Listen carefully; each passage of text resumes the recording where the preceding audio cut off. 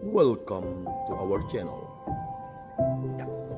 Halo, salam pada semua pencinta Riak Sabda. Nah, kita sudah sampai hari Minggu ke-29. Yang menarik dalam bacaan Injil kita adalah apa yang kita dikatakan oleh Yesus. Berikanlah kepada Kaisar apa yang wajib kamu berikan kepada Kaisar, dan kepada Allah apa yang wajib kamu berikan kepada Allah. Ya, Bapak, Ibu, saudara-saudariku, sebagai orang Kristen, kita punya dual citizenship. Apa itu? Kita adalah warga negara kita, tetapi juga warga kerajaan surga. Berarti seorang Kristen bukan sendirian. Ada dimensi sosial di mana kita punya hubungan antara satu sama lain di dunia ini dan di surga, hidup abadi kita. Semua itu relasi. Dan pasti perjalanan kita di dunia ini banyak tentangan. Kadang-kadang menolong, membantu supaya mudah mencapai surga. Tetapi juga ada yang sepertinya halangan. Tetapi sudah berapa abad gereja? Gereja itu sudah mengalami banyak pemerintahan yang berbeda-beda. Dari kerajaan Roma, karena kita hadir di mana-mana di dunia, macam-macam pemerintah. Ada komunis lah, ada yang demokrasi, ada yang campuran, ada yang masih berperang, ada yang mengalami kesulitan. Tetapi ya, kerajaan-kerajaan manusia itu turun naik, bangsa juga turun naik, tetapi gereja masih eksis. Karena semua orang Kristen berjuang bagaimana menjadi setia kepada Allah, sambil juga menjadi setia dan terlibat dengan tugas-tugas di dunia ini.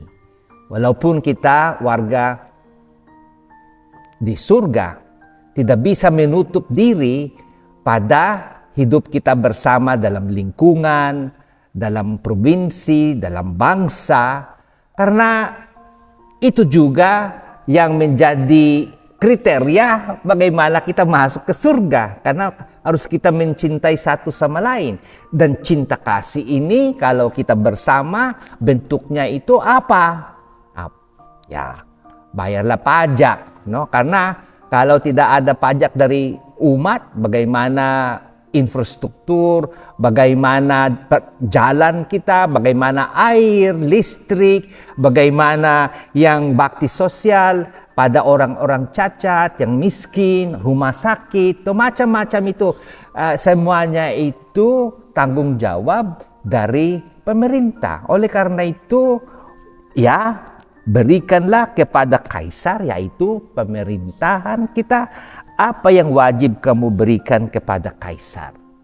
Dan berarti ya, sebagai orang Kristen bukan hanya aktivitas gereja dan doa saja, misa saja, devosi pada Bunda Maria khususnya pada bulan ini Oktober, tetapi ya bagus itu, tapi tidak berhenti di sini. Kita juga terlibat, dan baguslah juga kalau orang-orang Kristen juga terlibat dengan politis. Politis itu institusi manusia yang sebenarnya ini menolong kalau digunakan dengan baik. Tapi kalau orang Kristen alergi atau tidak terlibat dengan politis, berarti orang lain yang mempunyai kuasa. Bagaimana nilai-nilai Kristen dalam pemerintahan, supaya kita bisa budayakan agama kita. Bagus juga bahwa ada pilihan, tetapi ya kita juga harus punya discernment. Tidak langsung secara otomatis kalau orang Kristen itu menjadi calon, kita itu karena ada juga orang Kristen yang tidak baik, yang korup juga, dan bisa juga bahwa ada yang anggota agama lain yang baik juga dan juga jujur, no? So harus ini punya discernment demi kebaikan negara kita. Nah, sekarang hangat lagi karena pilpres, no, banyak debat, banyak ngobrolan. Baguslah itu kita dengarkan dengan baik dan kita mendiscern, memperbedakan apa yang benar, apa yang baik untuk kemajuan pihak yang banyak. Dan di Indonesia kita dibantu dengan prinsip yang Pancasila. Itu menjadi kriteria yang baik. Dan ini kebijaksanaan manusia. Dan di belakangnya juga ada dorongan dari Allah. No? Karena kehadiran Allah itu tidak bisa dibatasi. Dunia politis juga haruslah juga kehadiran Allah. No? Oke, Bapak Ibu, dengan bantuan dari doa Bunda Maria yang juga mengikuti perintah dari pemerintah. Bayangkan ketika sudah 9 bulan melahirkan anaknya, mereka terpaksa karena taat pada pemerintahan kaisar, benar, dan disitulah juga rencana Allah. Kadang-kadang kita tidak mengerti mengapa itu ada pemerintahan yang buruk. Masih kita ikut itu, masih kita berjalan.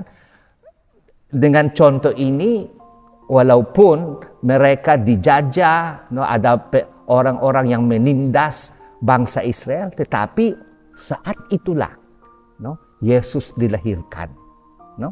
Oke, so santai saja dan taat pada apa saja yang di aturan-aturan dari pemerintah demi kebaikan Allah, dan masuk juga kehadiran Allah di situ. Oke, Tuhan memberkati negara kita dan gereja kita. Sampai ketemu lagi Bapak Ibu, saudara-saudariku.